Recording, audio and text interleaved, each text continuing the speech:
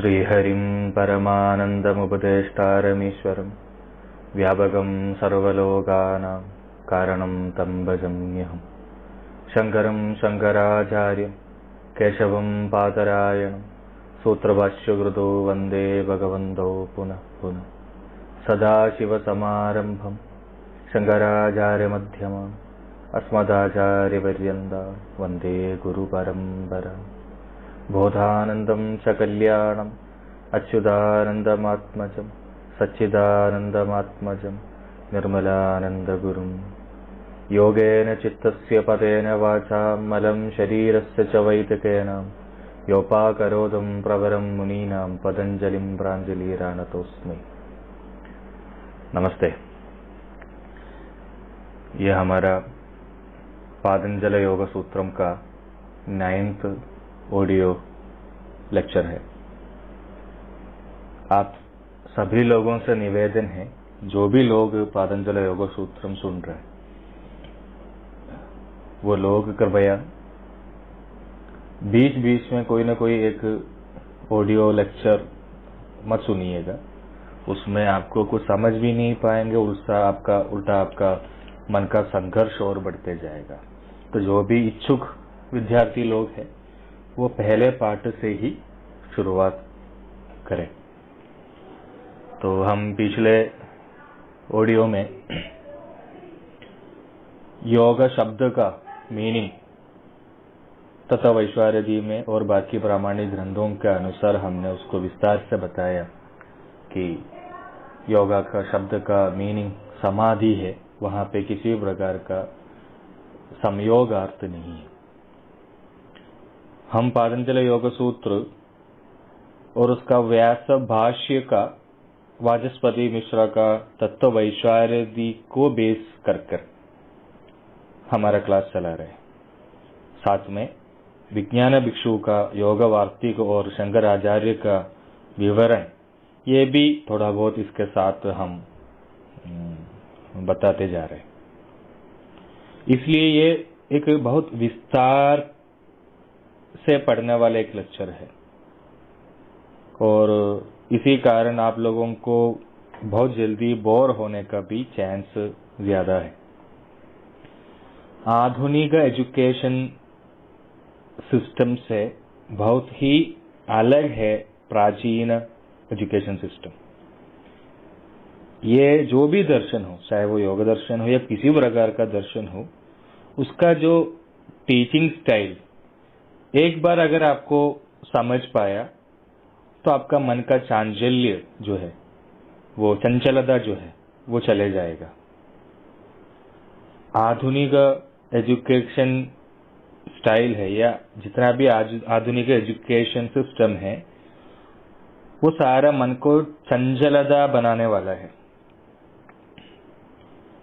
जब मन चंचल होते समय बनने वाला क्षिप्त, वो सारा क्षिप्त को हम ज्ञान समझ रखा है आधुनिक लोग, मैं और आप सब लोग। जितना आप नहीं पढ़ेंगे उतना आपका मन का चंचलता कम होगा। इस तरह के गलत फहमी भी इवन आज का समय में होने का कारण ये है क्योंकि पढ़ने वालों को सबको आपको मन का चंचलता देखने को मिलते हैं। ये एक डिफरेंस अगर आपको समझना है तो आपको ये पाठ्य पद्धति या प्राचीन पाठ्य पद्धति का सूक्ष्म तल में आपको संचार करना होगा।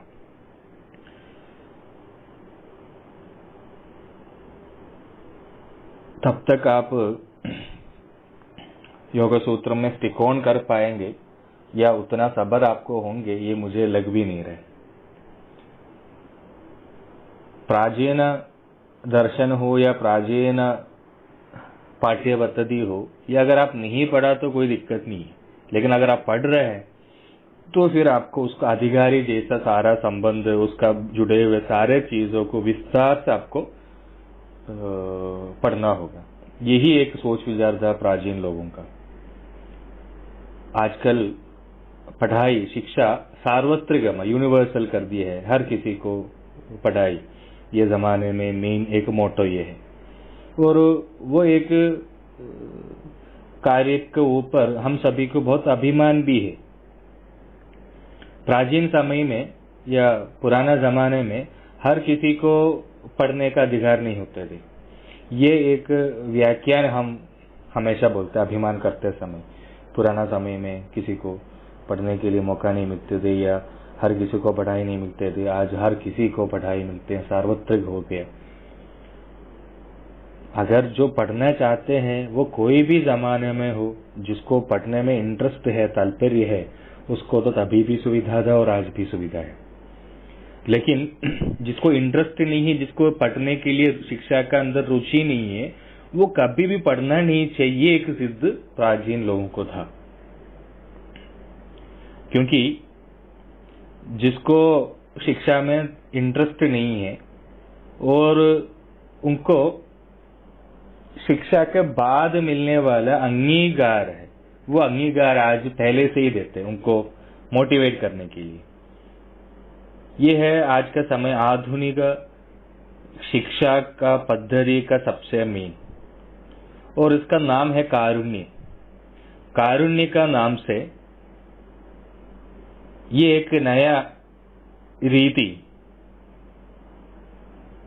इसको व्याख्यान करके व्यक्ति का बलहीनता या उसका जो कमजोरी को भी अंगीकार करते हैं और उसको बोलते हैं हम उसको कारुण्य कर रहे हैं, और उसका अनुगुण नियम निर्माण भी करते हैं।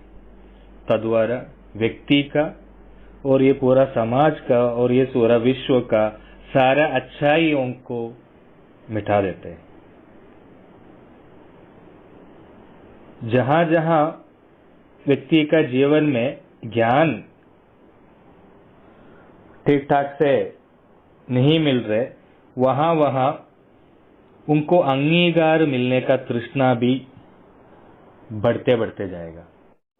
जब ज्ञान के बिना अंगीकार या सम्मान मिलने के लिए कंपटीशन शुरू होगा, तो वहां पे अज्ञानी लोग ही उस चीज को लीड करेंगे, नेतृत्व करेंगे, तो अविद्या ही एक अंगीकार बन जाएगा। मतलब अविद्या हो तो उस अविद्या के लिए एक अंगीकार बनने का एक स्थिति हो जाते हैं। तत्फल समाज का सारा अच्छा ही का नाश हो जाएगा। इसलिए आधुनिक शिक्षा रीति ज्ञान को प्राप्त करने वाला नहीं है, ज्ञान देने वाला नहीं है।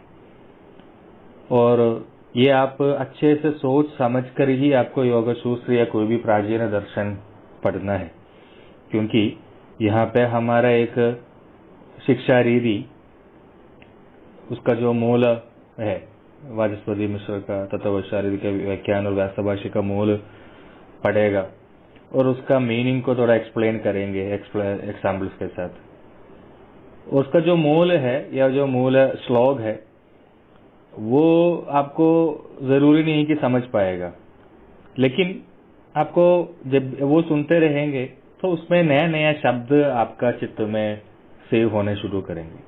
थोड़ा और क्लासेस जैसा जैसा आगे बढ़ते जाएंगे, अगर उस तब तक का क्षमा अगर आपका अंदर है तो आपको बात पूरी तरह का समझने शुरू हो जाएगा।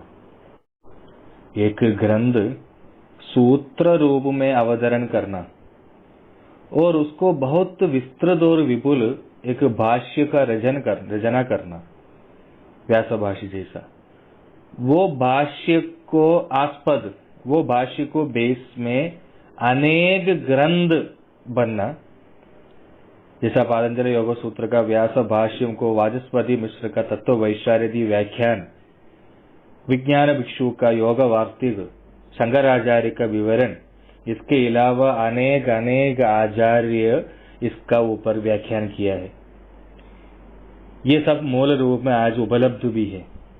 ये सबके अलावा आज आधुनिक लोग, आज का जो योगी बोलकर या आज के बड़े बड़े लोग बनकर ये सारा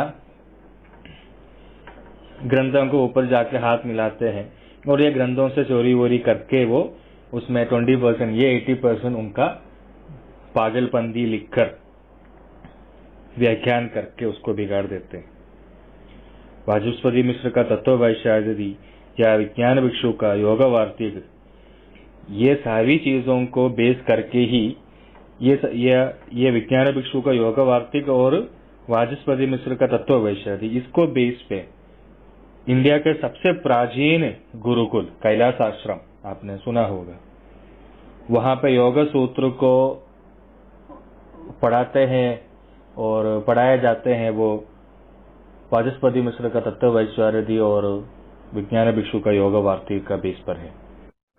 स्वामी विवेकानंद वगैरह वहीं से ही पढ़ाई किया है। उनका आध्यात्मिक गुरु रामकृष्ण आचार्य है, पर जो योग सूत्र का जो पढ़ाई किया है वो कैलाश आश्रम से है। स्वामी विवेकानंद और भी अलग अलग आचार्य लोगों से शिष्यत्व में लिया है। पावहारी बाबा वगैरह के पास से भी उन्होंने कई सारे चीजें सीखा है। शंकराचार्य से बहुत खास एक संबंध है स्वामी सदानंद सरस्वती जी को।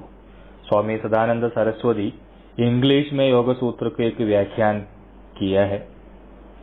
इसके अलावा योग परिचयम नाम से एक और व्याख्यान है नित्य चैतन्य रेड्डी जी का। हिंदी में भारतीय प्राचीन दर्शनों का व्याख्यान प्रसिद्ध हुआ व्यक्ति स्वामी काशिकानंद जी महाराज, उन्होंने भी योग सूत्र का व्याख्यान को रचना किया है। इसमें कोई भी व्याख्यान आप पढ़ सकते हैं, क्योंकि अलग अलग लैंग्वेज इसलिए बताएं जो लोग जिसमें कंफर्टेबल आप लोगों को वो पढ़ना है तो वो पढ़ भी सकते हैं। हम योग शब्द और उसका समाधि के बारे में बता रहे थे। योग समाधि ननु समाधिरवि वक्ष्यमाणस्य अंगिनो योगस्यंगम नज अंगमेव अंगिन्यत अह वज सार्वभौमहो शास्तौर्धो अंगादंगिदं भिनदि सार्वभौमः भूमयो अवस्था वक्ष्यमाणं मधुमदि मधुप्रदीग विशोग संस्कारशेष ता चित्तस्य तसु सर्वासु विदितः सार्वभौम चित्तवृत्ति निरोध लक्षणो योगः तदंगम समाधि नैवं बोधः व्युत्पत्ति निमित्तं मात्राभिधानं शैरत योगः समाधिरिति अंगांगिनो अभेद विवक्ष मात्रेण प्रवृत्ति निमित्तं तु योग शब्दस्य चित्तवृत्ति निरोधः एवेति परमार्थः। यहाँ पे योगा मतलब चित्तवृत्ति का निरोध ही है, और उस एक पॉइंट पे हम पहुंचने से पहले ही योग का सामान्यार्थ समाधि है। वाचस्पति मिश्र यहाँ पे वो साफ बताते हैं। योग का एक अंग भी है समाधि, मतलब साधन।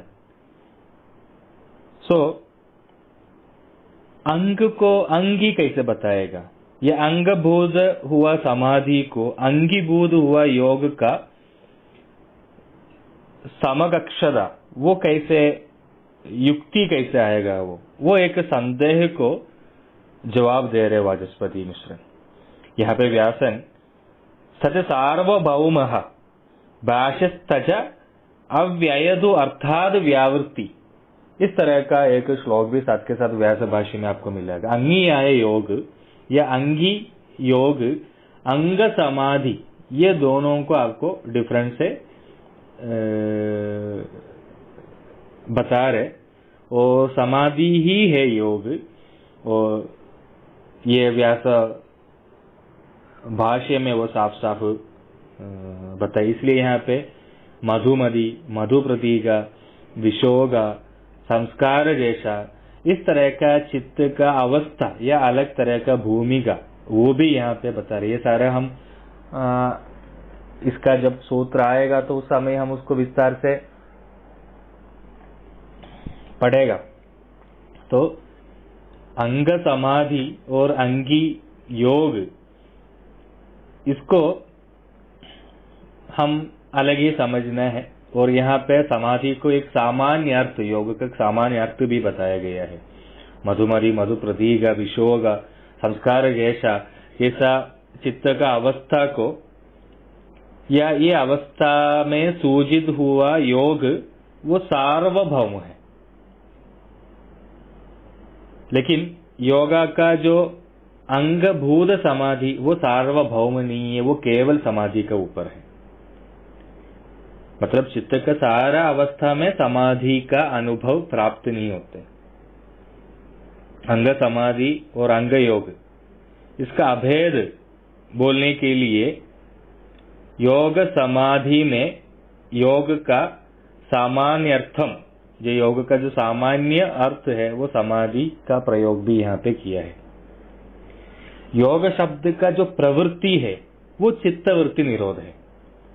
इसलिए योग शब्द प्रवृत्ति के हिसाब से आप देखे जाएंगे तो चित्तवृत्ति निरोध है। सारा चित्तवृत्ति का निरोधन करना है या कुछ कुछ चित्तवृत्ति का निरोधन करना है, ये सब हम विस्तार से जब वो सूत्र पढ़ेगा तो हम पढ़ेंगे। यहाँ पे उसका जो व्युत्पत्ति है, व्युत्पत्ति विशेषणोत्पत्ति, शब्दजन्य शब्दार्थ ज्ञानादि ससाध्य संस्कार विशेष शब्दानाम अर्थ बोधक शक्ति यां बुद्धिमासाध्य पदार्थ विशेष बोध शब्द शक्ति ग्रह विग्रह वाक्यम व्यवहार नियम, ये सारा उसका व्युत्पत्ति शब्द का मीनिंग है। मतलब एक विशेषण व्युत्पत्ति, दूसरा शब्दजन्य शब्दार्थ ज्ञान, तीसरा शब्दानाम अर्थबोधक शक्ति, चौथा बुद्धिमासाध्य पदार्थ विशेष बोध, पांचवा शब्द शक्ति ग्रह, छठा विग्रह वाक्य, सातवां व्यवहार, आठवां नियम। व्याकरण संबंधी ये सारा मीनिंग को व्युत्पत्ति निमित्त ज्ञान बोलते हैं। युज समाधो धातु से निष्पन्न हुआ योग शब्द को समाधि मीनिंग है। कुल मिलाकर योग का प्रवृत्ति निवृत्ति का मीनिंग वृत्ति का निरोध भी है। मतलब योग का सामान्य, योग शब्द का सामान्य अर्थ समाधि है, वो युज समाधो धातु से आया है। योग शब्द का प्रवृत्ति निवृत्ति अर्थ वो चित्तवृत्ति निरोध है। ये है ये सारा जो बोलने का मतलब। हम लोगों को बोलते हैं वो महायोगी है, ये सब बोलते समय ये सारा सोचकर थोड़ी बोलते हैं कि वो चित्तवृत्ति का पूरा निरोधन किया इसलिए हम उसको योगी बोलते हैं। वो तो सब एक फॉर्मेलिटी के लिए बोलते हैं, लोगों को स्टेज में बिठाकर थोड़ा सा बोलने के लिए। आज का अधिकारी वर्ग में जो लोग हैं उसको सगल चित्तवृत्ति, जितना सारा दुनिया में चित्तवृत्ति है वो सारा अंदर खेलने वाले लोग हैं। 90% अधिकारी वर्ग लोग आज का समय में, वो भी नॉर्मल चित्तवृत्ति भी नहीं है, बहुत डेंजरस चित्तवृत्तियां। आम आदमी में इतना भी चित्तवृत्ति शायद देखने को नहीं मिलेगा जितना अधिकारी वर्ग में, पॉलिटिशियंस में वगैरह देखने को मिलते हैं। चित्तवृत्ति एक एक सेकंड में चेंज होते रहते हैं, परिणाम होते जाते हैं। स्पेशली आज के समय में योगी का नाम से बुलाने वाले लोगों को तो चित्तवृत्ति में ऐसे ही क्षुप्त आते रहते हैं। क्योंकि चित्तवृत्ति अगर शांत होगा तो फिर वहां जो लोग बैठते हैं, जो जिसका चित्तवृत्ति शांत हुआ, वो जो बैठने का परिस्थिति ही शांत हो जाते हैं।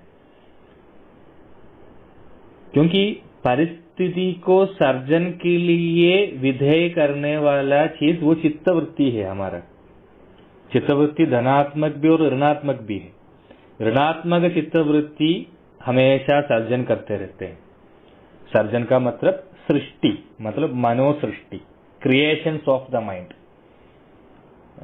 और माइंड ऑलवेज क्रिएट्स वृत्तियां, है ना। वो एक एक सेकंड में हजारों वृत्तियां मन बना देते हैं, उसको सर्जन बोलते हैं।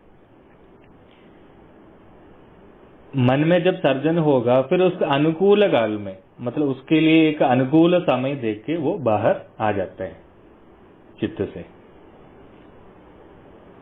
मैं जो कुछ भी एक्सपीरियंस कर रहा हूं, whatever I experience, whatever I am getting, that's all are created by my चित्तवृत्ति, और कोई भी नहीं।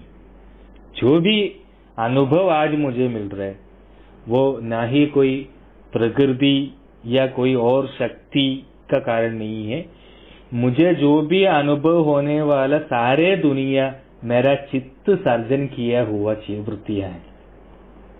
मुझे मिलते हुए आहार, मुझे मिलते हैं वस्त्र, मुझे जो मिल रहे वो अंगीकार, मुझे जो मिल रहे गालियां, मुझे जो मिल रहे पिटाइयां, ये सारा मेरा पूर्व चित्त सर्जीकरण है। मतलब मेरा चित्त आज नहीं तो कल, कल नहीं तो परसों सर्जन किया हुआ ही चीजें हैं जो आज मुझे मिल रहे। मैं मेरा बोध का अंदर किसी और को कल्पना करके, इमेजिन करके, उनको ऐसा होना चाहिए, उनको ऐसा मिलना चाहिए, इस तरह का जब संकल्पना में करते हैं, जैसा कि मैं सोच रहा हूं उनका हाथ पैर है ना तोड़ना चाहिए या तुड़वाना चाहिए, या वो है ना बिना पानी तड़प तड़प कर मरना चाहिए। ये जो मेरा चित्तवृत्ति का अंदर मैंने मेरा बोध का अंदर इमेजिन करके जो बोलते हैं, वो जो बोलने वाले उसमें वो कौन है? वो बिना पानी तड़प तड़प का मरना चाहिए ये शब्द का वो कौन है?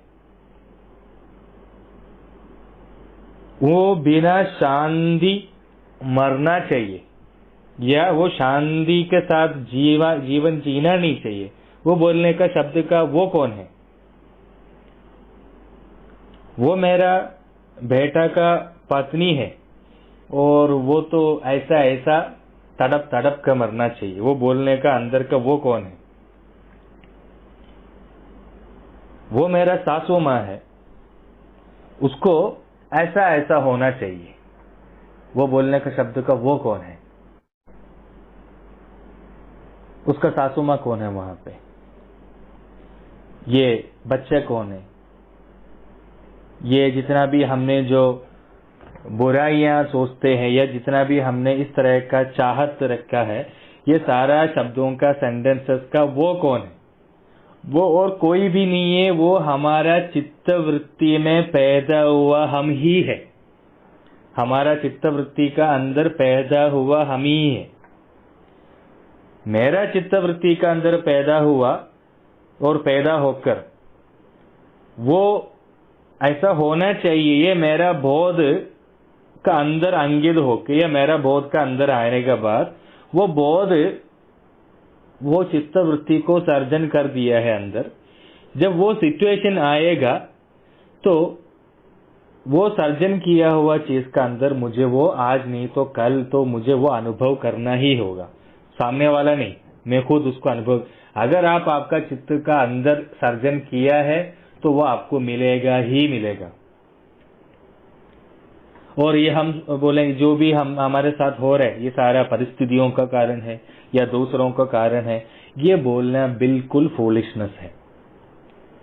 और सर्जन भी दो तरह का होते हैं। एक सर्जन है हमारा आत्मा अनुभव को अनुकूल करने वाला सर्जन भी है, हमारा आत्मा अनुभव को निषेध करने वाला सर्जन भी है। कुछ कुछ लोगों का चित्तवृत्ति ऐसा भी है कि बिना कोई संघर्ष, उनका मन को बिना कोई संघर्ष होते हुए जो भी उनका जीवन में है उसको वैसा के वैसे स्वीकार करने वाले लोग भी है। दुनिया में सारा इंसानों का चिंता का अडिस्थान या चिंता का जो अडिस्थान है, बेस है, वो दुनिया में कुछ भी हो तो वो बोलते हैं कि ऐसा नहीं होना चाहिए था, ऐसा नहीं होना चाहिए था। जो भी होगा उसके बाद हम बोलेंगे वो नहीं होना चाहिए, वो स्वीकार नहीं करते हम उसको, ऐसा नहीं होना चाहिए, और ये पहले हम डिसाइड करेंगे। और उसके बाद जो हुआ और उसका जो कारण हम पूरा परिस्थितियों को बोलेंगे और परिस्थिति के साथ हम लड़ेंगे। और वो संभव या वो ऐसा हुआ उसका कारण मैं छोड़कर बाकी दुनिया में सब लोग हैं, और ये सोचकर हम सबसे लड़ते रहेंगे। जैसा कुछ कुछ चित्तवृत्ति वाले लोग हैं, वो जो कर्म करेंगे, वो कर्म का जो भी फल होगा परिणाम, वो फल के ऊपर वो बिल्कुल ध्यान नहीं रखेंगे, केवल कर्म का ऊपर ध्यान रखेंगे। फल जो भी है वो उसको एक्सेप्टेड है, कोई भाव भेद नहीं होगा। एक 10-20 बीघा जमीन पर किसी ने पूरा केला का पेड़ रखा। केला का पेड़ यहाँ पे इतना ज्यादा देखने को नहीं मिलता, जैसा केरला साउथ वगैरह आपने देखो, केला तो खाते ही होंगे। तो केला का पेड़ रखा और उसको अच्छे से पाल पोस किया, और एक दिन वो जब उठे देखते हैं पूरा केला नीचे बह गया है। उन्होंने वो देखा, कोई भावभेद नहीं है, वो सारा उसको पत्ते वगैरह उसको काट लिया, पत्ते वगैरह को दूसरा खेती में डालने के लिए निकाल कर रख लिया, और वो केला का उसका अंदर एक सफेद सफेद का चीज है, केरला में लोग उसको सब्जी वगैरह का बना के खाते हैं, तो उसके लिए अलग से करके रख लिया। कुछ को लोग उसको दाग वगैरह बनाते हैं, तो उसके लिए अलग करके रख लिया। और यहाँ पे एक और गट्ठा खोद लिया, दोबारा फिर केला का नया पौधा उन्होंने कर रहे। तो ये सारा उनको कोई जब वो ये सारा जो देखते हुए उसका जो पार्टनर है वो देख उनको पूछते रहेंगी, तुमको कोई प्रॉब्लम ही नहीं है सब होने से? तो वो बोलेगा केला का पेड़ है, गिर जाएगा, ये तो मुझे रखने से पहले ही पता था, क्योंकि ऐसा भी चांस है। तो अगर ऐसा कोई बोलेगा तो सामने वालों को तो और गुस्सा आएगा, पर वास्तविकता ये है, दिस इज द फैक्ट। उनका चित्त का वृत्ति उनको क्लेश नहीं पहुंचा रहे और उनका शांति को विघ्न नहीं कर रहे, ऐसा भी चित्तवृत्ति है। मजाक की बात यह है कि ऐसा सोचने वाला चित्तवृत्ति को इस तरह का कोई प्रॉब्लम होगा भी नहीं है।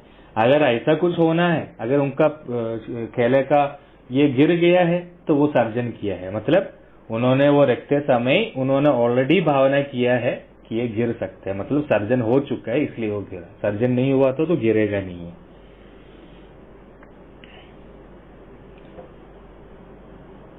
और ये गिरने के बाद क्या क्या प्रॉफिट लॉस होगा ये भी उन्होंने ऑलरेडी मन में भावना कर चुका है, मतलब सर्जन कर चुका है।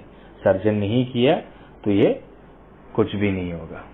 एक और एग्जाम्पल, आज हेल्थ इंश्योरेंस, लाइफ इंश्योरेंस और पॉलिसीज आप थोड़ा सा देखेंगे, सबसे ज्यादा मरीज जो बीमार होते हैं वो हेल्थ इंश्योरेंस वाले लोग हैं, क्योंकि उन्होंने ये जो हेल्थ इंश्योरेंस का प्रीमियम और पॉलिसी लेते हुए भी उन्होंने वो क्यों ले रहे, वो लेते समय ऑलरेडी उन्होंने उनका मन में भावना कर चुका है मैं आगे जाकर बीमार होगा तो मुझे प्रोटेक्शन मिलेगा, मुझे ऐसा हुआ तो मुझे प्रोटेक्शन मिलेगा। सर्जन हो चुका है, सर्जन हो चुका मतलब वो तो होना ही, जो भी हमारे चित्त का वृत्ति में सर्जन हुआ है वो तो हमको मिलना ही मिलना है।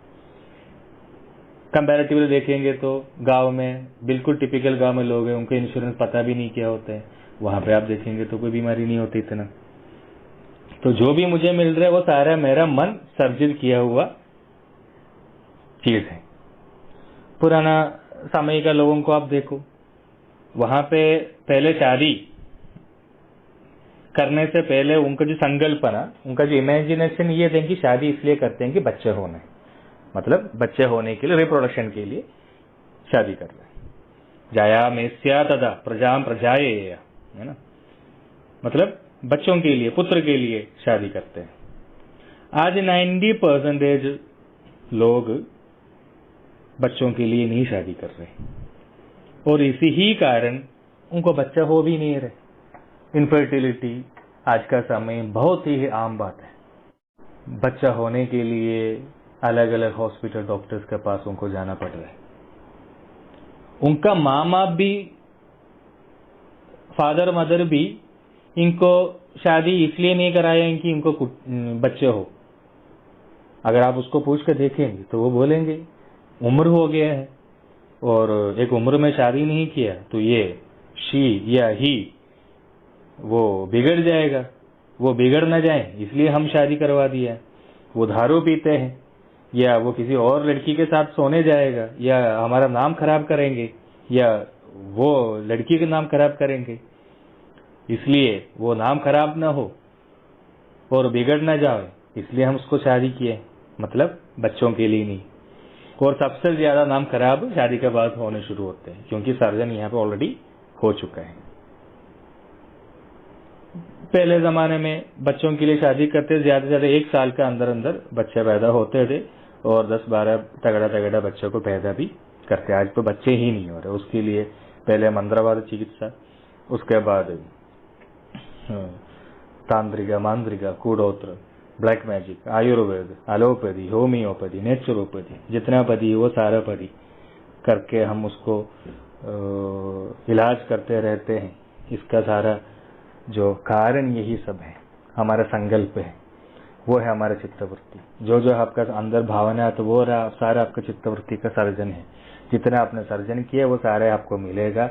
ये जो आप सर्जन किए है वो ही आपको मिलेगा। उसके बाद उसके अलावा 1% भी आपका जीवन में कोई अनुभव आपको नहीं होने वाला है। आपका प्रॉफिट, आपका लॉस, आपका वेरिएशन, ये सारा आपका चित्तवृत्ति का अंदर ही है। आपका चित्त का अंदर जो जो आपने संकल्प किया वो सारा आपको जीवन में आपको अनुभव करना ही होगा। जरा सोच कर देखो, आप 25 साल का, 30 साल का, 35 साल का, 40 साल का लोग योग सूत्र सुनते होंगे। एक 30 साल का व्यक्ति, एक 40 साल का व्यक्ति, अभी तक उन्होंने जो मन में संकल्पना किया है, उनका जिनमें जितना भी वृत्तियां हुई है, सर्जन हुआ है, मन में विचार है, वो सारा उनको मिलने वाला है। ये सोचते ही इंसान हार्ट अटैक आके मर जाए, क्योंकि इतना सारा हमने लोगों का बुराइयां सोचा होगा। प्रवृत्ते शब्दाहम अर्थबोधक शक्तम या अर्थबोधन शक्तम निमित्तम प्रयोजकम इति योग शास्त्र। तो योग शास्त्र का प्रवृत्ति मतलब चित्तवृत्ति निरोध है। इसमें ज्ञान रूप वृत्ति मतलब एक चीज को हमको समझना या एक चीज का नॉलेज हमको मिलना, एक चीज का जानकारी हमको मिलना, ज्ञान मिलना, तो वह ज्ञान रूप वृत्ति। आत्माश्रितंगल और आत्मनिष्ठा या आत्माश्रित और आत्मनिष्ठ, ज्ञान रूप में मिलने वाला सारा वृत्तियां आत्मनिष्ठ है, हमारे अंदर से आते हैं। वो वाचस्पति मिश्र जी ने वो बहुत अच्छे से उसको यहाँ पे विस्तार कर रखे हैं। इसलिए आप उसको श्रद्धा से ये सारा पढ़ेंगे तो आपको ये सारा पढ़ने से इन बिटवीन लेंस आपको खुद ही पढ़ पाएंगे। मतलब हमको we can study our self, हमको खुद को पढ़ सकते हैं। वृत्ति निरोध आत्माश्रित है क्योंकि ज्ञानाल्पक वृत्ति, उसका अस्तित्व और अनस्तित्व ये आत्मरोभ अधिकरण या अंधकरण का अंदर संभवित है।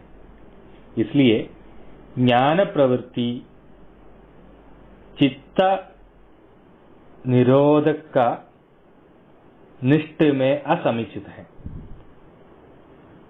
इसलिए हम कोई भी चीज को वस्तु निष्ठ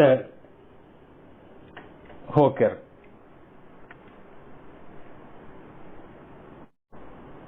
जो भी हम बोलते हैं, यह हम फैक्ट करके हम बोलते हैं, वस्तुनिष्ठ करके जो भी हम बोलते हैं, जो ज्ञान रूप में सकल वृत्ति, जितना भी सारा वृत्ति है, मतलब एक चीज को मैं जानता हूं, ये वस्तु को मैं जानता हूं, ये एक्चुअली आत्मनिष्ठ है, वस्तुनिष्ठ नहीं है।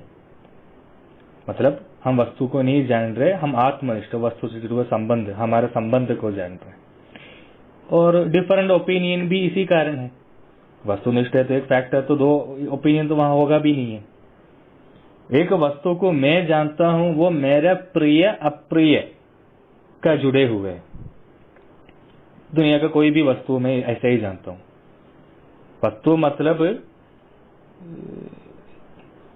हम जो बोल रहे हैं वो सारे एक आत्मनिष्ठ ज्ञान रूप वृत्ति है। इसलिए एक स्त्री, वो स्त्री वही स्त्री एक व्यक्ति के लिए माँ है तो दूसरे व्यक्ति के लिए वो पत्नी होगा, तीसरा व्यक्ति के लिए वो बेटी होगा, तो किसी और को वो उनका बहन होगा।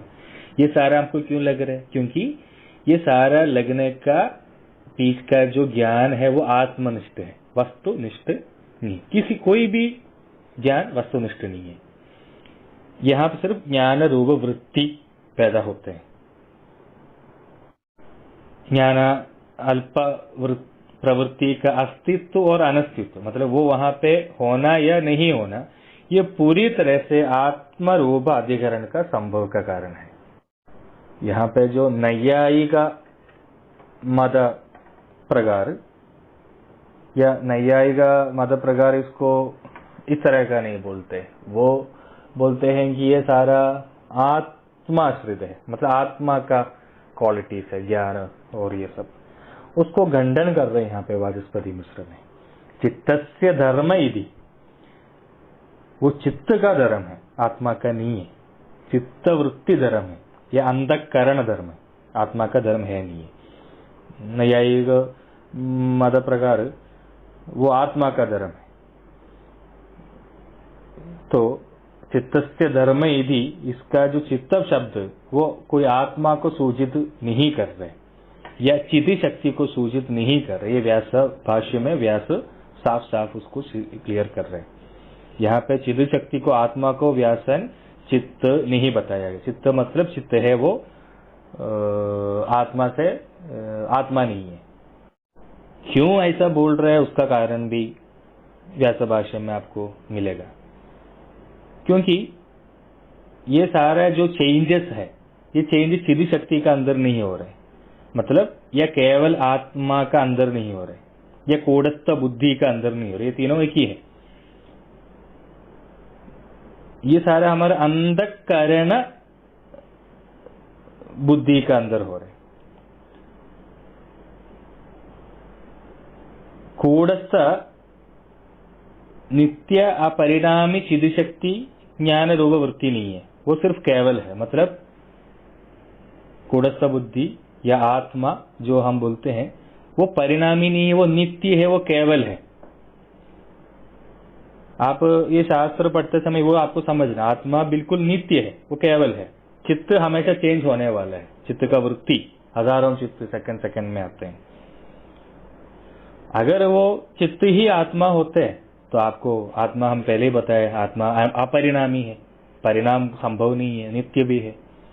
तो आत्मा को आप चेंज नहीं कर सकते। तो यहाँ पे तो आप तो फिर अगर ऐसा तो फिर योग शास्त्र का मतलब ही नहीं रहेगा, क्योंकि चित्त वृत्ति हमेशा चेंज होते रहते हैं। चित्त मतलब हमेशा चेंज हो, परिणामी है चित्त। तो अगर यहाँ पे हम आत्मा साबित करेंगे तो वो गलत हो जाएगा, क्योंकि आत्मा नित्य है और वो अपरिणामी भी है। चित्त वृत्ति नित्य परिणामी है और आत्मा या चिद शक्ति या कूटस्थ बुद्धि वो अपरिणामी है। अंतःकरण का अंदर हमेशा चित्त वृत्ति नित्य परिणाम होते जाते हैं। हम एक सेकंड, एक मिनट आंखें बंद करके एक बार आप बैठकर आप देखेंगे तो आपको रियलाइज हो जाएगा दुनिया बाहर नहीं है, दुनिया हमारे अंदर है। जो बाहर आप दिख रहे हैं वो दुनिया से काफी बड़ा दुनिया आपका अंदर बिल्डअप करके रखा है, बना के रखा है। एक मिनट अगर आप आंखें बंद करके देखेंगे तो आपको पूरा आपका अंदर का दुनिया दिखेगा, जो चित्तवृत्तियों से आपने जो बना के रखा है। जो हमको पसंद नहीं है वो चीज अगर हम करेंगे तो हम नहीं दिखेगा, हमको नहीं दिखेगा। जिस तरह का एक बिल्ली दूध पीते हैं आंखें बंद करके, इस तरह का हम उसको आराम से चुपचाप वो करेंगे। लेकिन जो हमको पसंद नहीं है वो अगर कोई अन्य व्यक्ति करेंगे तो हमको साफ साफ वो दिख जाएगा। कोई अन्य व्यक्ति कोई करप्ट करेंगे, रिश्वत करेंगे तो साफ साफ दिख जाएगा। खुद करेंगे तो वो दुनिया को नहीं पता चलेगा। किसी और का विश्वास अविश्वास आपको साफ साफ दिख जाएगा, लेकिन खुद का नहीं दिख सकते। ये सारा चित्त का स्पेशलिटीज है। चित्त बदलते रहते बदलते रहते बदलते रहते। ये जो बदलने वाले जो चित्त वृत्ति है ये आपको अंतःकरण का है। केवला निर्गुणश्च, ये जो श्रुति का जो एक श्लोक है, या ज्ञानम नैवाल्मनो धर्म न गुणो व कादंजन ज्ञान स्वरूपयो वाल्म्या नित्य पूर्ण सदाशिव, ये स्मृति का, जैसा कि निर्गुणत्व अंध चित धर्म, ये सांख्य सूत्रम का श्लोक, ये सारी चीज यही बोल रहे हैं कि ज्ञान रूप वृत्ति चिद शक्ति का व्यापार नहीं है, ज्ञान रूप वृत्ति आपका बुद्धि का व्यापार है, आपका परिणाम होते हुए बुद्धि का व्यापार है। मतलब ये सारा कुल मिलाकर आपका चित्त का खेल है, आपका ज्ञान भी चित्त का खेल है। ये जो भी पता है वो सारा चित्त का, आपका माइंड का खेल है। धी ह्री भी इत्येतत् सर्वं मन एव, श्रुति का एक श्लोक है। धी मतलब बुद्धि, ह्री मतलब भय, भी मतलब लज्जा, मतलब शर्म। ये तीनों आपका मन का धर्म है, आत्मा का नहीं। तत्कार्यम धर्मादि भी, सांख्य सूत्र, ऐसा भी एक सूत्र सांख्य सूत्र में भी बताया। मतलब जो भय आपको हो रहा है वो एक वस्तु का जुड़े हुए नहीं है, वो एक वस्तु से किसी को भी कोई भय नहीं होगा। भय आपका अंदर है, आपका मन का अंदर है। लज्जा आपका मन का अंदर है। बुद्धि का प्रयोग भी जब आपका मन से साथ जुड़ेगा तो ही आपको बुद्धि का प्रयोग कर सकते हैं। ये भी मन का धर्म ही है। ये तीनों या किसी भी चीज आत्मा का धर्म नहीं है, और इस कारण आपको ये चेंज भी कर सकते। आत्मा का होता तो इसको चेंज नहीं कर सकते, इसको सुधार नहीं सकते। जो हो वही हो, क्योंकि अपरिणामी है और नित्य है। इसको हम चित्त का है, इसलिए हम इसको साधन से और परिशीलन से, लगातार प्रैक्टिस से हम इस सभी चीज को सुधार सकते हैं। इसलिए यहाँ पे योग सूत्र का प्रयोजन यहाँ पे है। सांख्य सूत्र भी बोलते हैं अध्यवसायो बुद्धिर धर्मो ज्ञानम विराग ऐश्वर्य। सांख्य कारिका में इस तरह का एक बताते हैं। तो नैयायिका मत प्रकार वो बोलते आत्माश्रित है, लेकिन वो आत्माश्रित नहीं है, वो चित्ताश्रित है। ये व्यास भाष्य बिल्कुल साफ साफ शब्दों में हमको उदाहरण सहित हमको वो समझा रहे, क्योंकि चित्ताश्रित है इसलिए हम उस चीज को सुधार पा रहे। और अगर आप उसको चित्ताश्रित न मानते हुए दुर्जन न्याय प्रकार उसको अगर आत्माश्रित मानेगा तो अपयन अधर्मो विकरोधि धर्मिणम, ये न्याय प्रकार, ये न्याय के अनुसार अगर आप उसको आत्मा इसको ऐसा मानेगा तो आत्मा तत्व का कूटस्थ वो व्याबद्ध हो जाएगा। मतलब आत्मा नित्य है ये गलत हो जाएगा, क्योंकि पहले बोलते हैं आत्मा नित्य है, वो पहले बोलने के बाद ये तत्व बोल रहे हैं, तो वहां पे फिर ये भी मानना पड़ेगा कि ये सारा जो चेंजेस है ये सारा आत्मा को भी होगा। तो वो पहले बोला जो है उसका थ्योरी का खिलाफ होगा, वो उसका निषेध हो जाएगा, तो वो तो साध्य नहीं है। इसलिए नैयायिका मत का ये जो स्टेटमेंट है ये सही नहीं है, जो आत्माश्रित है वो गलत है। ये है व्यास का कहना। तार्किक दृष्टि में प्राग भाव और प्रथम स्वभाव, मतलब जो पहले नहीं था या जो पहले जो नहीं था वो बाद में अप्रत्यक्ष होना, या जो पहले था वो बाद में नहीं होना, तो ये कुछ भी इस तरह का किसी भी प्रकार का गुण आत्मा के लिए यहाँ पे सूटेबल नहीं है। इसलिए पहले जो हमने बताया हुआ श्लोक में सार्वभौम शब्द यहाँ पे इस्तेमाल किया गया था। क्षिप्त, मूढ़, विक्षिप्त, एकाग्र और निरुद्ध, ये 5 भूमिका में निरुद्ध है योग। क्षिप्त रजो प्रधान और मूढ़ तमो गुण प्रधान और विक्षिप्त सात्विक गुण प्रधान है। सत्व का अंश हुआ विक्षिप्त चित्त, वो सबसे ज्यादा चंचल होते हैं। तो अगर योग सार्वभौम है तो अनफॉर्चुनेटली क्षिप्त मूढ़ विक्षिप्त आदि चित्त भूमिका को भी योग कहना चाहिए, ऐसा भी एक क्वेश्चन आ सकते हैं। वहां पर तो योग बोल नहीं रहे। हम पहले भी 5 भूमिका के बारे में बात करते समय हमने बोला था, समाधि का रास्ता एकाग्र चित्त समाधि के लिए सहायक है, और विरुद्ध चित्त मतलब पूरी तरह से समाधि है। ये तीनों क्षिप्त मूढ़ विक्षिप्त चित्त समाधि के लिए नहीं है। तो सार्वभौमम जो शब्द बताया गया है, तो फिर वहां पे ये सारा चित्त भूमिका योग के लिए शब्द का प्रयोग में अंदर आना चाहिए, और वहां तो ऐसा बोल नहीं रहे, केवल एकाग्र और ये बोल रहे। तो उसका कारण ये है कि हमने पहले भी बताया था, यहाँ पे ये अवस्थाओं में भी पारस्परिक दृष्टि में या तुलनात्मक दृष्टि में वृत्ति निरोध आपको देखने को मिलेगा। मतलब एकाग्र चित्त या निरोध चित्त से पहुंचने से पहले भी यम नियम का अनुष्ठान करते समय भी थोड़ा थोड़ा वृत्ति का निरोध होते समय भी आपको आनुपातिक मात्रा में अल्प मात्रा में समाधि का अनुभूति मिल रहा है।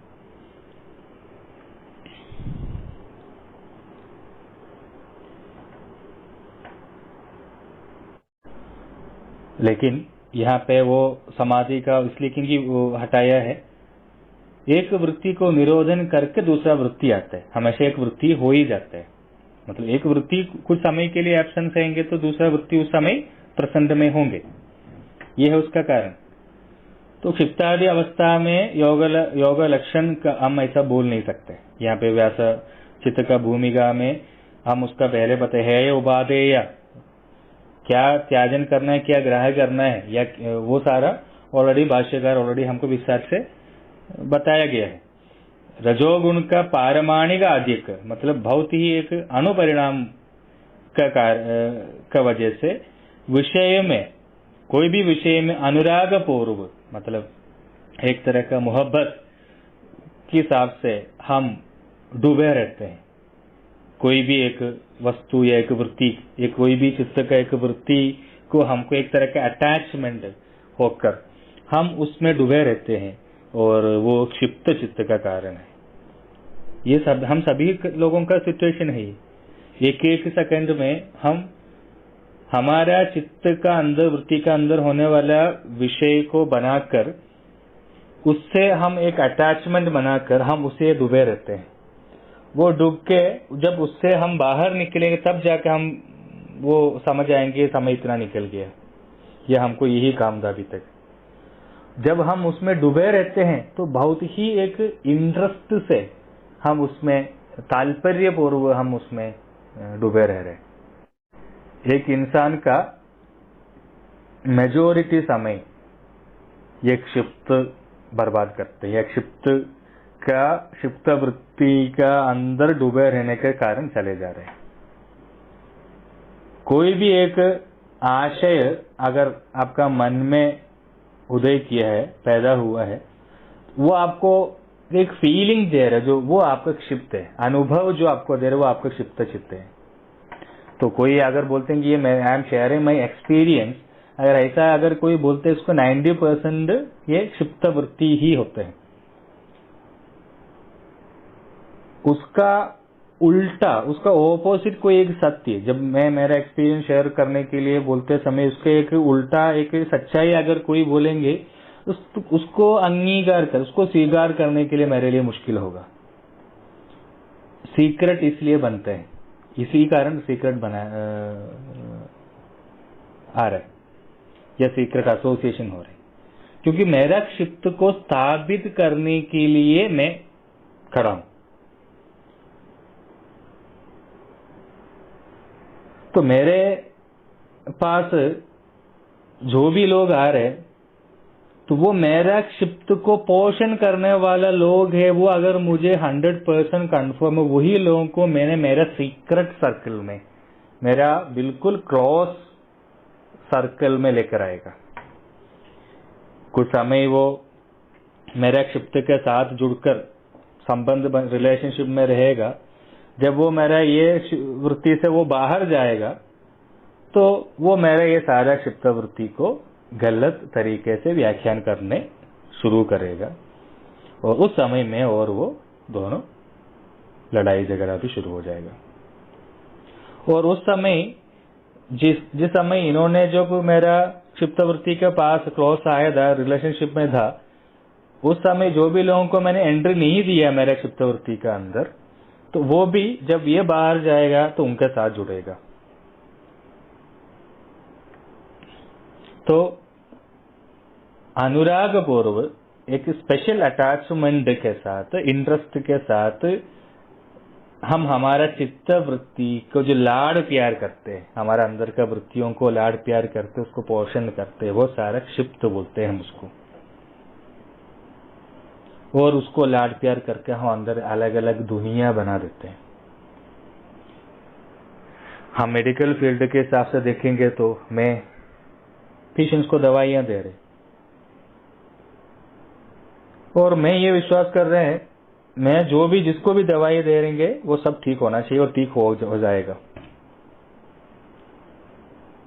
और ये एक चित्तवृत्ति है मेरा, क्योंकि मैं जो भी पेशेंट को दवाई देंगे वो ठीक हो जाएगा, ये वृत्ति है। और ये वृत्ति को मैं अच्छे से लाड़ प्यार करके मैं उसमें डूबे रहते उसके लाड़ प्यार करें। एक रोगी को उसका रोग ठीक नहीं हुआ, बीमारी ठीक नहीं हुआ, तो वो ठीक नहीं हुआ उसका कारण मैं नहीं हूं। ये जस्टिफाई करने वाला अलग अलग चित्तवृत्ति तुरंत मेरा क्षिप्त का अंदर आएगा, और उस समय मेरा वो चित्तवृत्ति को लाड प्यार करने वाले लोगों को मैं तुरंत मित्र बनाएगा, और उसी लोगों से ही मैंने उस समय संपर्क करेगा, और वो सब मेरा तारीफ करते रहेंगे, नहीं नहीं ऐसा कुछ नहीं, आपने बिल्कुल सही कहा, ये तो आपका कारण नहीं है। और जो पेशेंट्स जो ठीक नहीं हुआ उसका सारा रिपोर्ट मैंने चुपचाप कहीं और जगह रखेंगे, और मैंने इस तरह का दुर्व्याख्यान करते रहेंगे। कोई भी अगर मेरा हॉस्पिटल आएगा तो उनको केवल फाइल में जो पेशेंट्स ठीक हुआ है उसी का ही फाइल मिलेगा, जो पेशेंट्स ठीक नहीं हुआ है उसका फाइल मैंने हटा देंगे वहां से। मतलब वो सारा सीक्रेसी मेंटेन करेंगे। तो कुछ समय के बाद क्या होगा, ये जो मेरे साथ आज तक जो मेरे साथ खड़ा रहा, वो सारा लोगों का जो वो क्षिप्त का अंदर का मेरा क्षिप्त वृत्ति के साथ का उनका जो मोहब्बत और अटैचमेंट वो चले जाएगा, और वो कोई और वृत्ति के साथ जुड़ेगा। तो ये जितना भी जो पुराना रिपोर्ट है जिसका पेशेंट को ठीक नहीं हुआ वो भी मेरे साथ दिया था, तो उन्होंने जाकर दुनिया को बोलेंगे इन्होंने पूरा झूठ बोल रहे, ऐसा ऐसा है, बहुत सारा पेशेंट ठीक नहीं हुआ, और वो सारा इसका रिपोर्ट्स उन्होंने यहाँ पे अलग करके रखा है। और उस समय जो पिछले कई सालों से ये जो बंदा मेरे साथ था, और उस समय कई सारे लोग आना चाहते होंगे मेरा क्षिप्त वृत्ति का अंदर पास, लेकिन मैंने उसको आने नहीं दिया होगा, तो वो जो मेरा क्षिप्त वृत्ति का जो बाहर का लोग है वो तुरंत ये बंदे के साथ जुड़ जाएगा। क्षिप्त इस तरह का बनते बनते बनते बनते बनते जाते हैं। हम ये सारा कुछ कर रहे हैं वो सारा हमारा क्षिप्त वृत्ति के कारण है। आप खुद को देखो, खुद को समझ लो तो आपको समझ आएगा। यही क्षिप्त वृत्ति के साथ हम गिर जाते हैं। हम अलग अलग जगह पे हम काम करते हैं, हर जगह जाके हम उसको गलत निकाल देंगे, उनको गलत बोलेंगे।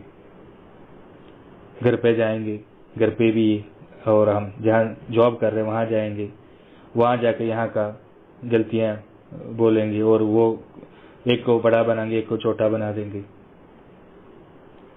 कुछ समय के बाद वहां से भी निकल जाए, किसी और के साथ प्रे होगा हमको, और वहां जाके इसका बता देंगे। ये इस तरह का चेंज होते जाएगा। ये क्षिप्त का एक विशेष है। यहाँ पे रजोगुण प्रवृत्ति करते रहते हैं। कुछ भी आप कर नहीं रहे, वो मूढ़ अवस्था है, वहां पे फिर प्रवृत्ति नहीं है।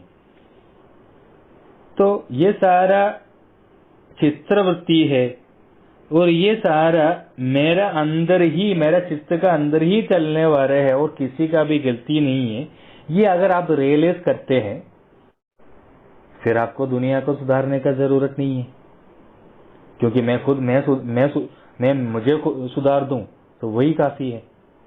इसलिए ही पुराना बड़े बड़े लोग अगर कोई किसी का शिकायत लेकर आते हैं तो एकदम उड़कर टंबर करके उसको कुछ नहीं बोलते, वो चुपचाप बैठे रहते हैं। अगर कोई शिकायत कर, उनको पता है इनका चित्त का वृत्ति है।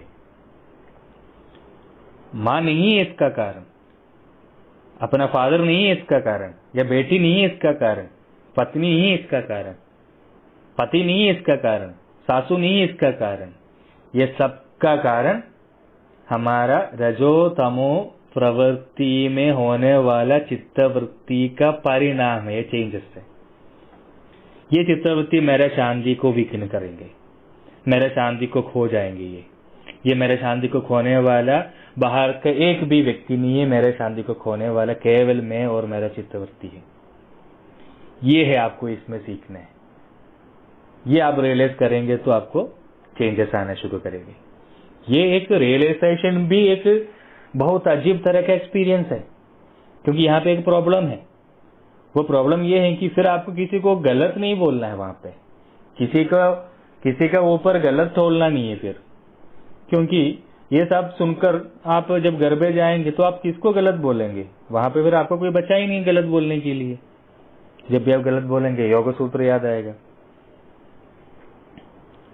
ये सारा रजोगुण पारमाणिक आधिक्य के साथ हर विषय में अनुपरिणाम में, मतलब आपको सोच भी नहीं सकते इतना सूक्ष्म मात्रा में चेंजेस हो रहे हैं। एक सेकंड में आप अलग अलग दुनिया आपका अंदर छोटे मोटे दुनिया बना देते हैं।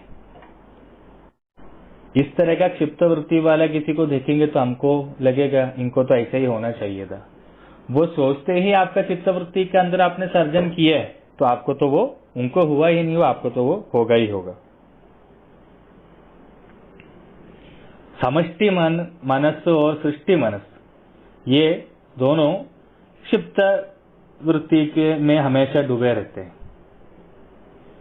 इस तरह का कुछ अगर हमारे लाइफ में नहीं आना है तो कम से कम हमारा चित्त वृत्ति जो हमारा क्षिप्त में होने वाला क्षिप्त चित्त में, यह हमारा चित्त में आने वाला जो वृत्ति है, जो हारे वो वृत्ति है, वो वृत्ति कम से कम मर्यादा मसरून, मतलब किसी को बुरा करने वाला नहीं। वृत्ति रोकना ही सबसे, या वृत्ति को निरोध करना ही सबसे बेहतर है, लेकिन कम से कम तब तक वृत्ति जो आ रहा है वो कोई अच्छा वृत्ति हो, किसी को बुरा करने वाला वृत्ति नहीं हो। अगर ये करेंगे तो आप उसके लिए, आपके लिए वो ज्यादा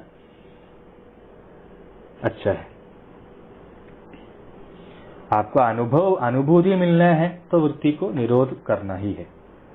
अभी हम ये लेक्चर आप लोग सुन रहे, 1 घंटा आधे घंटा के लेक्चर सुनते समय आप कहां तक गया होगा, क्या क्या दुनिया आपका अंदर बनाया होगा। ये लेक्चर सुनते हुए भी आपका मन में कितना क्षिप्त वृत्ति होगा, बस आप इतना ही काफी है आपको एनालाइज करने के लिए। तमोगुण आधिक्य का कारण, तमोगुण प्रधान तंद्र आदि वृत्ति के साथ, मतलब हमारा नसों को क्षीणित करके हमको प्रवृत्ति करने का एक शक्ति नहीं होगा। इस तरह का क्षिप्त आदि के साथ जो है वो तमोगुण प्रधान है। क्षिप्त आदि के साथ जो हर चित्त वो विक्षिप्त है। विक्षिप्त चित्त मतलब वहां पे क्षिप्त चित्त ही है, चंचल है, लेकिन वो चंचल में बीच में थोड़ा समय सात्व गुण का कारण टेम्पररी थोड़ा सा स्थिरता मिलेगा, लेकिन मोस्ट ऑफ क्षिप्त वृत्ति ही है विक्षिप्त चित्त में भी। चित्त का ये बहुविध विषयाकारता चित्त का स्वभाव है, चित्त का नेचर है। इसलिए योग सूत्र में बताया गया है व्याधि स्थानानि अंतरायाम, मतलब योग शास्त्र को या योग सूत्र को आपको पढ़ाने के लिए रोकने वाला जो विघ्न है वो विघ्न को आपको पहले दूर करना होगा। ये सारा विघ्न टेम्पररी है, लेकिन ये सारा विघ्न को आपको दूर करेगा तो ही योग सूत्र आपका अंदर घुसेगा, तो ही योग सूत्र से आपको लाभ मिलेगा, तो ही आपको योग कोटि में पहुंचेगा, समाधि में पहुंचेगा। तथा प्रत्यच्छेदनादि गमो अप्यंतराय भावश्च, अंतराय में सारा निकलना चाहिए। जैसे हम पहले बता जब तदर्थ भावना, जब करना और वो देख उसका मीनिंग को भावना करना, ये सारा हमने पहले बताया था। तो आंतरायम, योगा का जो आंतरायम जब हट जाएगा तो आपको आत्म साक्षात्कार मिलेगा। आत्मा साक्षात्कार का योग विघ्न का जो नाश वहां होगा, मतलब योग का विघ्न है आंतरायम, उसका 9 तरह का विघ्न है। पहले विघ्न है व्याधि, अगर आप बीमार है, अगर आपको किसी प्रकार का रोग है, डिसीज है, तो आपको मन शांत नहीं होंगे कभी, ये योगा का विघ्न है। तो पहले आपको कोई बीमारी है तो आपको पहले वो ठीक करना होगा। आज का समय में योगा को बीमारी का इलाज बता के प्रसन्न करते हैं, तो कितना डिफरेंट है। एक्चुअली पातंजल योग सूत्र में साफ साफ बताया गया है, जो रोगी है वो योगा सीखने का लायक नहीं है, वो योगा का विघ्न है। पहले आपका रोग सही करना हो, क्योंकि नहीं तो आपके चित्त में अलग अलग तरह का वृत्तियां होंगे, राग द्वेष होंगे, मन शांत नहीं होंगे। इसलिए पहले है व्याधि। दूसरा ध्यानम, ध्यान मतलब आपका मन को कर्म करने का एबिलिटी नहीं है, the inability to do anything with your mind, मतलब आपका मन को एक कर्म नहीं कर पा रहे, या अगर आपका मन सोच लिया कि ये मेरे से नहीं होगा, ये मैं नहीं कर पाऊंगा, तो फिर जब भी आप वो कर्म करेंगे तो वहां पे आपका चित्त वृत्ति आपको विपरीत होंगे। इसलिए ध्यान योगा का विघ्न है। तीसरा संशय, यह संदेह, डाउट, योग साध्य है या असाध्य है, ये एक शंका, समाधि वगैरह है क्या, असली में समाधि वगैरह पहुंच जाएगा, ये योगम साध्य है, इज इट पॉसिबल और नॉट पॉसिबल, ये डाउट।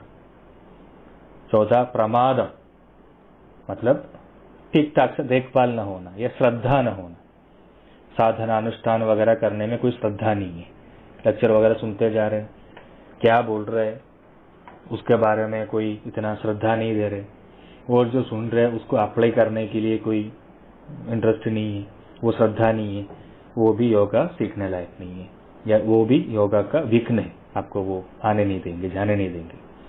पांचवा आलस्य, शरीर मन का एक हेवीनेस या एक लेजीनेस, ये है आलस्य। छठा अविरति, अलग अलग विषय में व्यापार करते हैं, मतलब एक जगह टिकेगा नहीं, एक ही समय अलग अलग विषय में व्यापारण करने वाला चित्त होती है। योगा सीखते समय उनको लगेंगे योगा से जल्दी अच्छा है कि थोड़ा उपनिषद सीख लूं, या थोड़ा वेद सीख लूं, या वो सीख लूं, ये सीख लूं, इस तरह के एक ही विषय में न टिकते हुए लोग। 7th वाला भ्रांति दर्शन। भ्रांति दर्शन मतलब जो भी पातंजल योग सूत्र में बताए हुआ साधना है वो कुछ भी योग साधना नहीं है, और जो असाधना है वो सारा साधना है। इस तरह के एक गलत या बिगड़े हुए कंसेप्ट, उसको भ्रांति दर्शन बोलते हैं।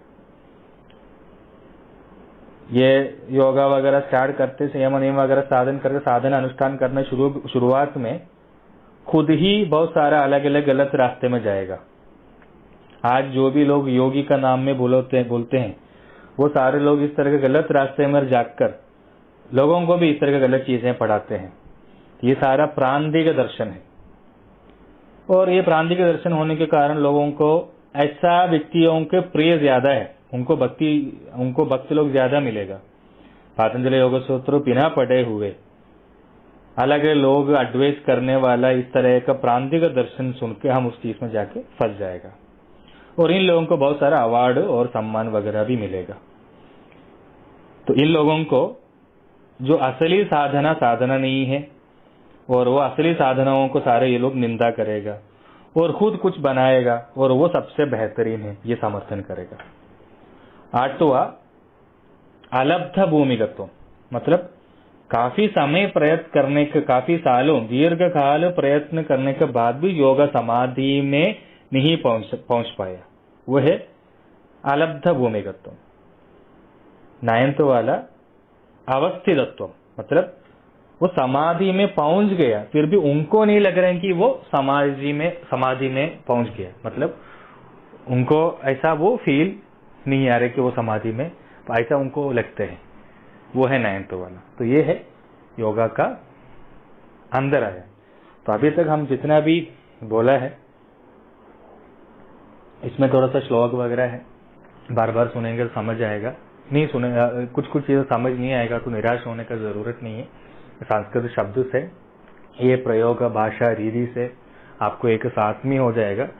जिसको क्षमा है वो आगे सुनते जाएंगे तो अपने आप उनको ये बाकी भी जो अभी समझ नहीं आया वो भी उनको बाद में समझ आने शुरू हो जाएगा। धन्यवाद।